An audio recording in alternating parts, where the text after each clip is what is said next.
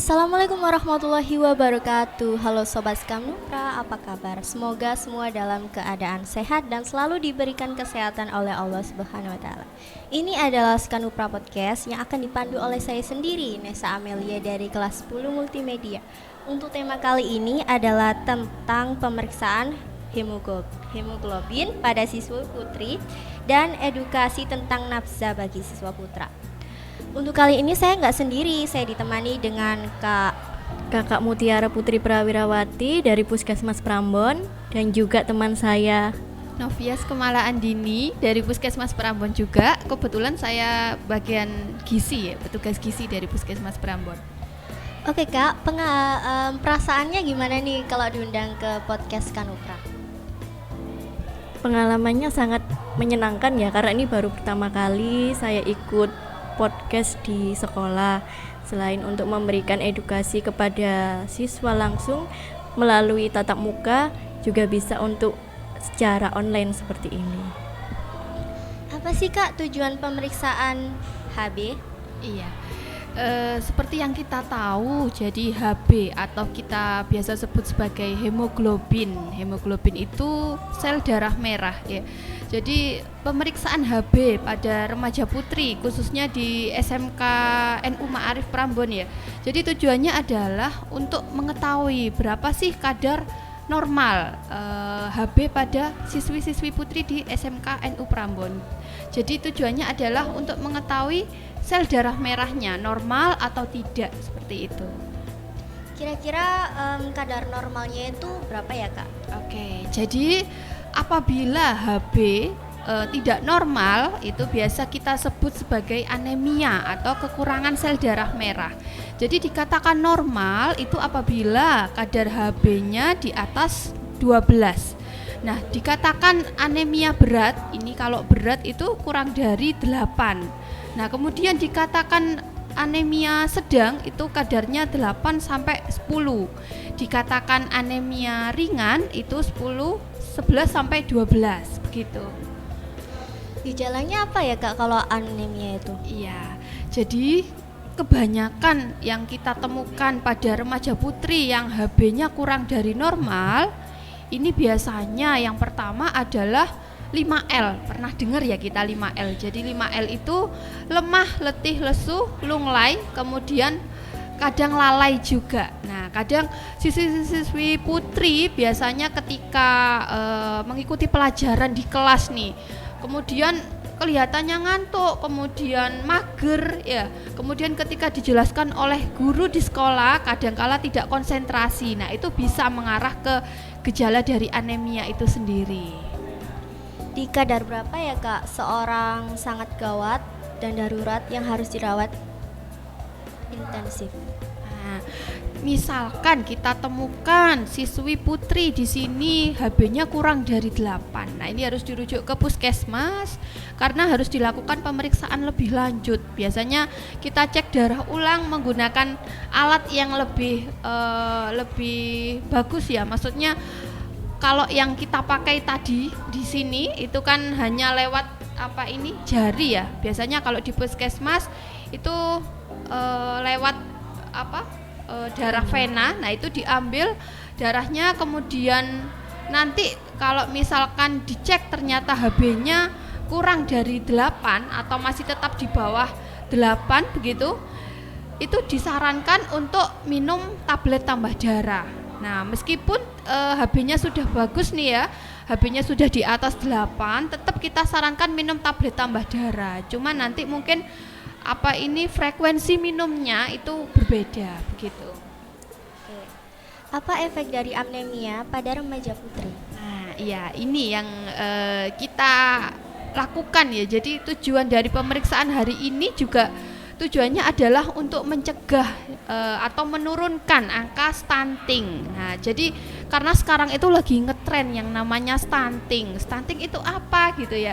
Mungkin untuk kita ketahui bersama, karena stunting ini sekarang merupakan program nasional dari pemerintah ya. Jadi stunting itu kondisi balita yang ada di Indonesia itu mengalami gagal tumbuh.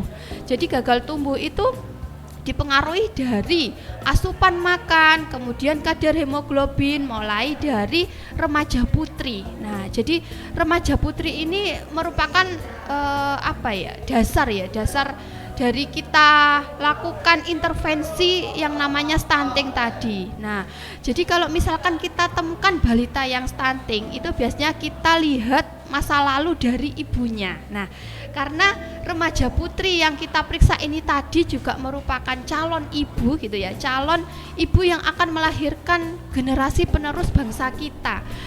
Apabila banyak balita yang stunting, itu kan juga akhirnya menurunkan sumber daya manusia kita ya. Jadi apa yang harusnya sumber daya manusia kita di masa depan ini jadi generasi yang cerdas, generasi yang pintar gitu ya. Tapi karena kondisi stunting, nah stunting tadi kan gagal tumbuh, biasanya tinggi badan. Jadi tinggi badan balita yang ada di Indonesia ini tidak sesuai dengan usianya, yang harusnya misalkan tinggi badannya 80 cm, ternyata kita ukur hanya 65 cm. Nah, efeknya tidak hanya kelihatan pendek saja tidak ya, tapi itu tadi karena kalau misalkan stunting itu juga berkaitan dengan IQ. Jadi pengetahuan, kecerdasan itu juga pengaruh dari kondisi stunting tadi. Makanya kenapa remaja putri mulai dari SMP, SMA ini kita lakukan pemeriksaan hemoglobin ya. Kemudian disarankan untuk minum tablet tambah darah mulai sekarang ya. Jadi itu tujuannya mungkin tidak terlihat sekarang, tapi nanti jangka panjangnya untuk generasi penerus kita begitu. Bagaimana cara minum tablet tambah darah bagi remaja putri? Oke, jadi caranya gimana sih minum tablet tambah darah gitu. Nah, untuk tablet tambah darah ini memang kita sarankan untuk remaja putri. Kita prioritaskan remaja putri dulu. Kenapa? Karena remaja putri ini setiap bulan pasti mengalami yang namanya menstruasi. Nah, setiap kali menstruasi otomatis darah kotor itu kan dibuang. Untuk menghasilkan sel darah merah yang baru, ini butuh yang namanya tablet tambah darah tadi ya. Jadi cara minumnya gimana? Yang pertama, untuk remaja putri yang kadar hemoglobinnya normal begitu ya, ataupun dalam kategori anemia sedang atau ringan, itu kita sarankan minum tablet tambah darah 1 minggu 1 kali. Nah, mungkin ini juga pesen ya untuk SMK Ma'arif NU Prambon ini mungkin bisa nih setiap hari Jumat itu ada ada kebiasaan, ada inovasi untuk minum tablet tambah darah rutin setiap hari Jumat. Nah, ini lebih baik kalau misalkan minum tablet tambah darah itu secara serentak. Jadi bersama-sama antara kelas 7, kelas 10 boleh dilakukan tiap hari Jumat. Jadi tablet tambah darah ini diminumnya di sekolah. Nah, biar nanti masing-masing guru, mungkin tiap wali kelasnya atau guru UKS-nya ini bisa memantau apakah siswi putrinya sudah minum tablet tambah darah atau belum begitu. Jadi tiap 1 minggu 1 kali minum tablet tambah darah. Kemudian apabila ada siswi putri yang HB-nya kurang dari 8 atau kita sebut anemia berat ya, ini disarankan minumnya 1 hari 1 kali begitu, karena kalau anemia berat itu kan otomatis sel darah merahnya sangat kurang ya, jadi harus segera ditangani. Minum tablet tambah darahnya disarankan 1 hari 1 kali begitu ya. Ini saya mau menambahkan, selain minum tablet tambah darah, kira-kira makanan itu pengaruh atau tidak gitu. Jadi pengaruh sekali, karena makanan apa yang kita makan ini juga pengaruh ya ke kadar hemoglobin. Nah, karena ini masih dalam rangka peringatan Hari Gizi Nasional ke-63, kemarin kita peringati tanggal 25 Januari. Jadi temanya adalah isi piringku kini kaya akan protein hewani. Jadi saran saya untuk remaja putri ini disarankan setiap kali makan selalu ada protein hewani, karena protein hewani ini juga berpengaruh ke peningkatan kadar hemoglobin tadi. Nah, contoh dari protein hewani itu apa? Nah, yang pertama bisa kita dapatkan dari telur, yang paling murah, yang paling mudah masaknya itu telur. Kalau bisa makan telur 1 butir 1 hari untuk remaja putri. Kemudian bisa juga didapatkan dari ikan. Nah, ikan ini sumber zinc. Zinc itu apa? Zinc itu mikromineral. Jadi zinc itu bisa berpengaruh nantinya untuk penurunan angka stunting itu tadi. Kemudian bisa juga dari daging sapi, hati sapi, daging ayam, ikan teri. Jadi masih banyak ya contoh protein hewani. Cuman saran saya carilah protein hewani yang mudah didapat dan kalau bisa dikonsumsi setiap hari seperti itu. Oke. Banyak nih yang siswa sama siswi susah banget kalau disuruh minum obat. Gimana sih Kak supaya mereka mau rutin minum obat? Nah, oke, ini pertanyaan yang bagus ya. Jadi gimana sih caranya biar mau minum obat? Karena memang kebanyakan siswi putri, enggak siswi ya, sebetulnya mungkin remaja yang laki juga kalau disuruh minum obat juga susah. Nah, tapi yang perlu kita tekankan gitu ya, karena remaja putri ini tadi calon ibu. Nah, kalau dia mulai dari remajanya tidak terbiasa konsumsi tablet tambah darah, sedangkan ketika hamil nanti ya, kondisi hamil itu disarankan minum tablet tambah darah itu tidak seminggu sekali, tapi 1 hari 1 kali. Karena selama hamil butuh mikromineral, makromineral lebih banyak lagi. Jadi mungkin bisa kita edukasi siswi putrinya pentingnya minum tablet tambah darah ini. Kemudian apabila ditemukan kesulitan dalam minum obat atau minum tablet tambah darah, nah ini bisa kita siasati minumnya pakai roti atau pakai pisang begitu ya. Jadi kalau biasanya kebanyakan yang nggak mau minum itu karena dia susah minum obat ya. Jadi karena menganggap obat itu pahit gitu ya, rasanya pahit, kemudian minumnya juga susah, nelennya susah gitu. Jadi bisa kita siasati minumnya tadi pakai perantara makanan yang lain tadi begitu. Kak bisa jelaskan apakah arti dari nafza? Iya, nafsa itu artinya dari narkotika, psikotropika, dan juga zat adiktif. Jadi itu yang mempengaruhi psikologi seseorang, yang bikin kecanduan seperti itu. Sebenarnya nafsa sendiri itu digunakan dalam dunia medis. Jadi untuk sehari-hari yang orang-orang banyak tahu itu mungkin adalah narkoba, seperti itu. Apakah penyebab dari nafsa, Kak? Penyebab dari nafsa itu ada 2. Yang pertama dari faktor individu dan juga dari faktor lingkungan. Jadi untuk faktor individu itu dari rasa ingin coba-coba dari seseorang, seperti pertama begini rasanya, sering keseringan jadi ingin mencoba lagi seperti itu. Jadi dari faktor individunya sendiri. Untuk yang faktor lingkungan bisa jadi dari lingkungan keluarga, misalkan dari orang tua yang broken home seperti itu. Jadi kurangnya rasa kasih sayang dari orang tua seperti itu. Jadi seseorang atau siswa bisa memakai zat adiktif itu. Untuk lingkungan yang kedua yaitu lingkungan sekolah. Jadi lingkungan sekolah yang kurang disiplin, terus terletak dari dengan tempat-tempat hiburan, tempat-tempat nongkrong seperti itu, jadi bisa menyebabkan seseorang itu mengkonsumsi nafsa itu sendiri. Terus yang ketiga ada lingkungan dari teman-teman sepermainannya, dari teman-teman sebayanya, untuk mendorong remaja untuk dapat diterima sepenuhnya dalam kelompoknya seperti itu.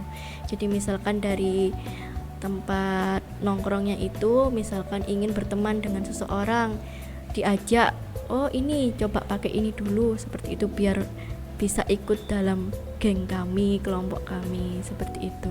Untuk penyebab-penyebab dari nafsa. Misal kita minum obat dari resep dokter, apakah ada yang mengandung psikotropika? Seperti dari dokter bisa.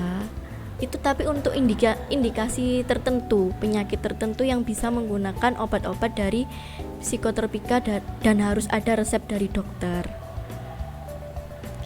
Ada berapa jenis nafza yang wajib kita waspadai, Kak? Ada 3. Yang pertama sejenis pil koplo, 2 sabu-sabu, dan juga ketiga ekstasi.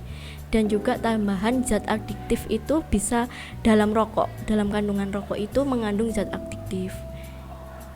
Seperti itu.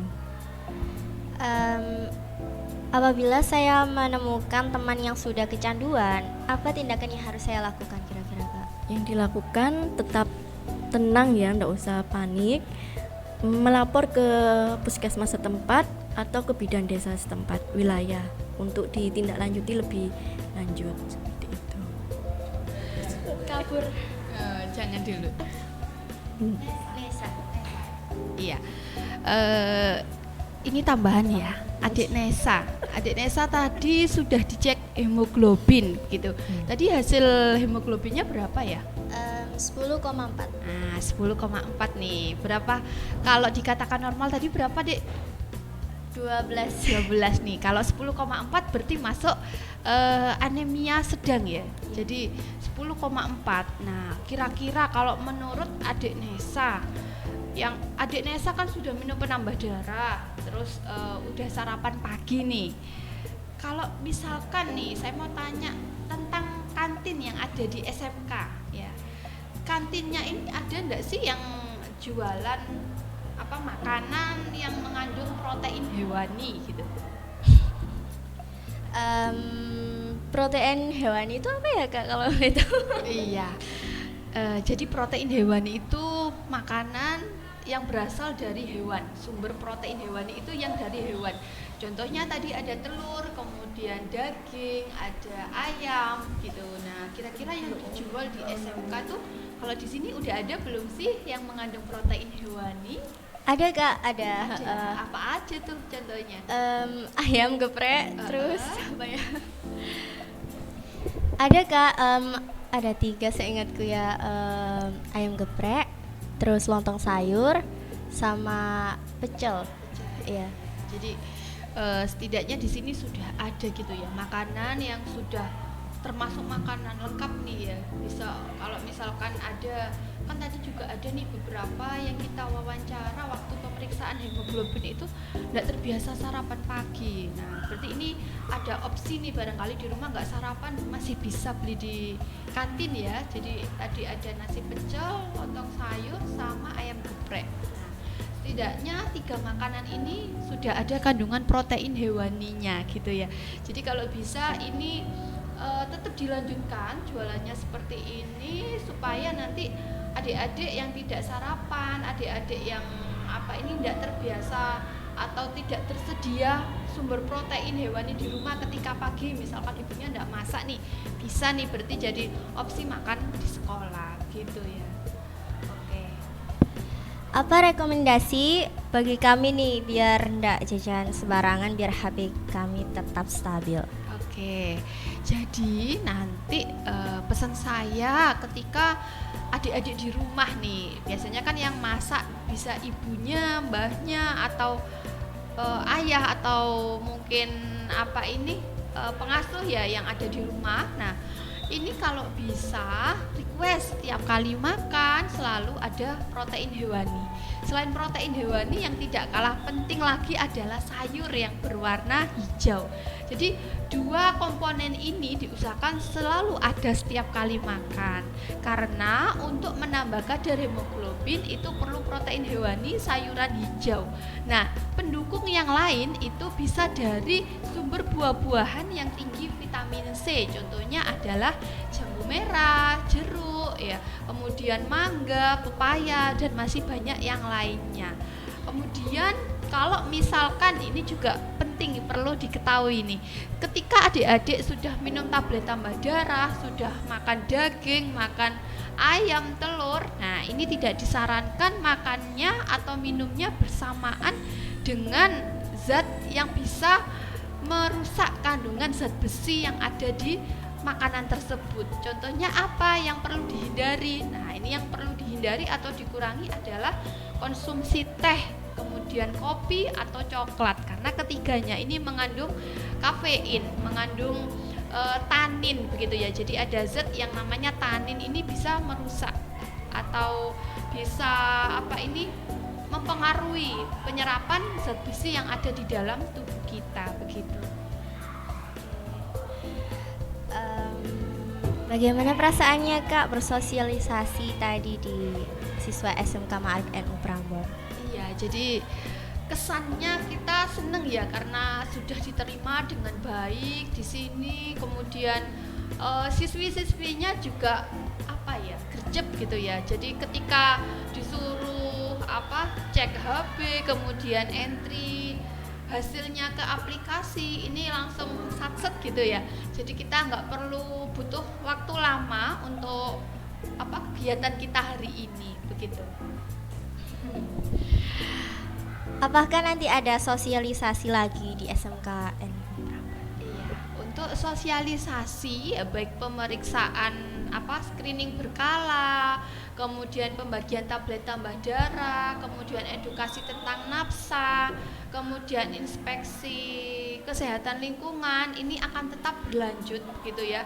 Karena program ini akan kita lakukan setiap tahun, karena setiap tahun kan juga ganti-ganti ya siswa-siswinya kan ganti. Jadi ya harapan kita setiap siswa-siswi yang bersekolah di SMK Ma'arif NU Prambors ini selalu mendapatkan edukasi begitu ya dari Puskesmas Prambors. Gitu. Terima kasih atas kunjungan Kak Mutiara sama Kak Novias ya. Iya, terima kasih. Ya, sama-sama. Semoga nanti kita bisa ketemu lagi di podcast ini. Sekian podcast dari saya, tetap jaga kesehatan. Saya Nisa Amelia, pamit undur diri. Wassalamualaikum warahmatullahi wabarakatuh. Waalaikumsalam warahmatullahi wabarakatuh.